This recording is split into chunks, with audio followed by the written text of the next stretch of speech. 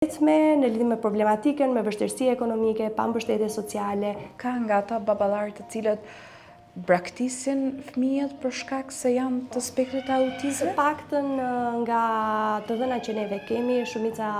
e komenteve që ne kemi marrë nga nënat është që baballarët në mos i kanë braktisur, janë fare inekzistent në ndihmën që ato duhet të japin në menaxhimin e sjelljes, sepse i gjithë qëllimi edhe i qendrës Lumë të Rodhimbje është që këto adoleshentë, përveç se të vinë në qendër,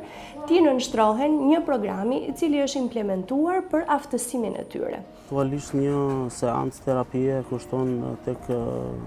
20.000 lekë të vjetra, kështu që një mesatare 400-500.000 lekë në muaj, që është vetëm pjesa e terapisë, pa llogaritur shpenzimet e tjera, transporte, ushqimet edhe këto detyrimet e tjera, mjekimet që mund të dojë nëse në adoleshencë